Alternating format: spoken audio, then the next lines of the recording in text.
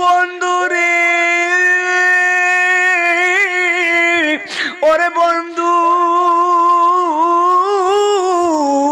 ওরে আমার কুনাউরের বাবা, নবীনগরের বাবা, একদম হৃদয়ের কান লাগিয়ে শুনে যান।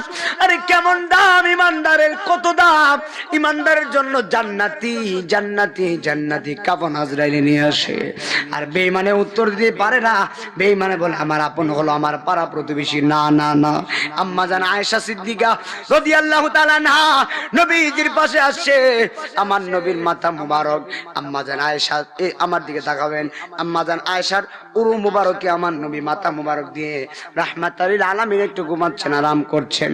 আম্মা জান আয়েশা সিদ্দিকার উরু মুবারকে মাথা মুবারক দিয়া আমার নবী ঘুমাইতেছে। মা আয়েশা নবীর খেদমত করতেছেন। এবার একটু পরে মা আয়েশা তাকায় দেখতেছে আমার রাহমাতুল লিল আলামিন নবী ঘুমায়া গেছে। এখন আপনারা জবান খুলে বলেন, আমার নবী ঘুমাইছে, আম্মা জানের ক্ষমতা আছে না আমার নবীরে ডাক দেওয়া? ডাক দিবনি? দিত না তো।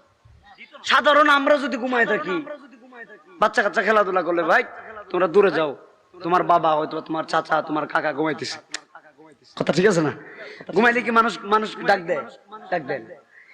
ওই জায়গায় নবী ঘুমায় রইছে, মায়েশা দেখে নবী ঘুমাইছে।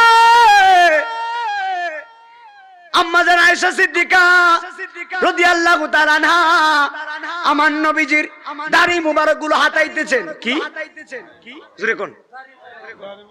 নবীজির দাড়ি মুবারক গুলো হাতাইতেছে। আম্মা জান আয়েশা সিদ্দিকা রাদিয়াল্লাহু তাআলা আনহা আমার নবীজির দাড়ি মুবারক গুলো হাতাইতে হাতাইতে আম্মা জান আয়েশা 19টা দাড়ি মুবারক বাঁকা পাইলেন। জোরে বলেন কয়টা? 19টা। কয়টা? 19টা।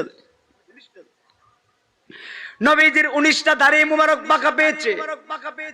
19টা দাড়ি মুবারক বাঁকা পেয়ে আম্মা জান আয়েশা সিদ্দিকা চোখের পানি ফালায় কাঁদতেছেন, কিন্তু নবীরে ডাক দেয় না।